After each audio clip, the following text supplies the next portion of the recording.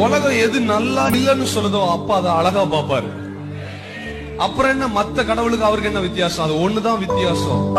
உலகமே நீ கெட்டவன் சொல்லும் போது அவர் வந்து என் செல்லோன்றாரு பாருங்க. அங்கதான் என் அப்பனுக்கு ஸ்பெஷாலிட்டி.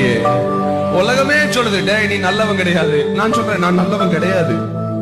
அதனாலதான் எனக்கு இயேசு தேவைப்பட்டாரு. ஆமேன் மட்டும் சொல்லுங்களேன். நம்ம இக்னோரண்ட்னு எப்போ இந்த உலகம் சொல்லுதோ அப்பதான் கர்த்தர் சொல்லுவாரு யூ ஆர் செலக்டட். அப்படி ஆண்டவர் செஞ்சிருவாரு. கடைசியில தாவீதோடைய ராணுவத்துல தான் அண்ணங்கள்லாம் வேலை செய்யணும். கடைசியில யோசேப்பு கிட்ட தான் எல்லாரும் வந்து அரிசிக்கு நிக்கணும், கோதுமைக்கு நிக்கணும். அதை கர்த்தரே செய்வார். அற்பமா எண்ணப்பட்டவர்கள், ஆனால் அற்பமா எண்ணப்பட்ட உனக்கு ஒரு தைரியம் இருக்கணும்.